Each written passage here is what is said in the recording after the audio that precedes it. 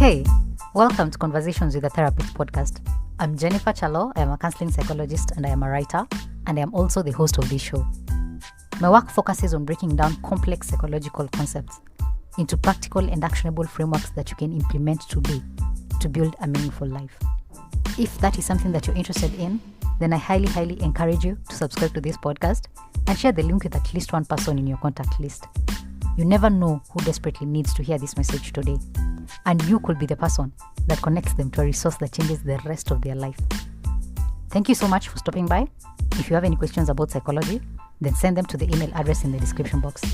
With that said, let's jump right into today's episode. This is episode 5 of the suicide series, and today we are talking about how to manage suicidal thoughts and urges in the moment. How do you cope with immediate suicidal urges in a safe and healthy manner to make sure that you do not take action on those suicidal thoughts?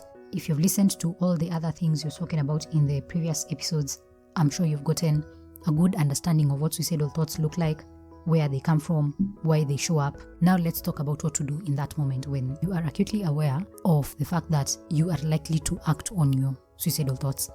So number 1, you need to remember your safety plan, the one that you created in the previous episode. Go through your suicide safety plan from the beginning to the very end.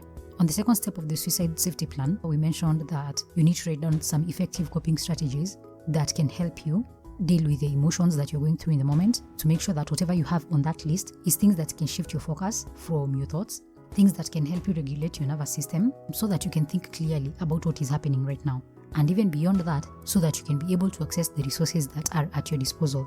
You can start by doing something as simple as the breathing techniques. You can check out the 4-7-8 breathing technique. Just do that breathing technique for the next 15 minutes. Lower your breathing, lower your heart rate. Get to a place where you can think clearly about what is happening in the moment. And then you can start now accessing the resources that are available to you. If that means calling a friend, if that means calling somebody from your list of emergency contacts, if that means calling a professional, calling your therapist, calling emergency response, calling a hotline, whatever you need to do for you to get out of that mental state, you can only access it when your mind is clear. If you're not feeling up for a breathing technique, you can try some grounding exercises, such as the 5-4-3-2-1 grounding exercise. It can help you reduce your feelings of anxiety and overwhelm. You're supposed to start with the 5 things that you can see, 4 things that you can touch, 3 things that you can hear, 2 things that you can smell, and 1 thing that you can taste. If you engage your senses in this way, it will help you shift your focus from your thoughts. You can try to introduce some new physical sensations to your body as well.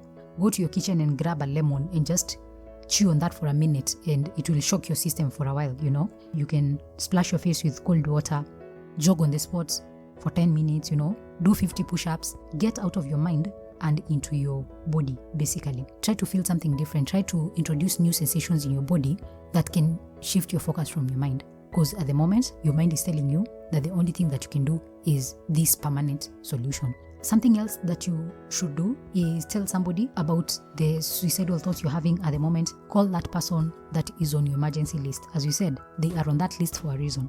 If you try to do the suicide safety plan exercise and you could not find somebody you could put in your list of people to call when you are in a crisis, go to the hospital. I have shared a list of resources and helplines that you can call. Do not shut down, do not isolate, because that isolation, that silence can amplify the feelings even further. Something else that is helpful is to look at that list of reasons to stay alive, the one that you created in the last exercise of creating your suicide safety plan. Don't think too far into the future if you can't. Just pick one thing that you think is worth living for and focus on that. If you can't focus on the reason for living that is 5 years away, focus on the one that is 1 year away. Focus on the one that is, and if you can't focus on the one that is 1 year away, focus on the one that is 6 months away.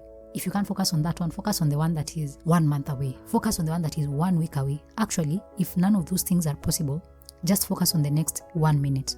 Just think about the next 1 minute and keep breathing, keep grounding yourself, keep shifting your focus to the place where you can think clearly. So try to focus on the here and now if everything else feels too abstract.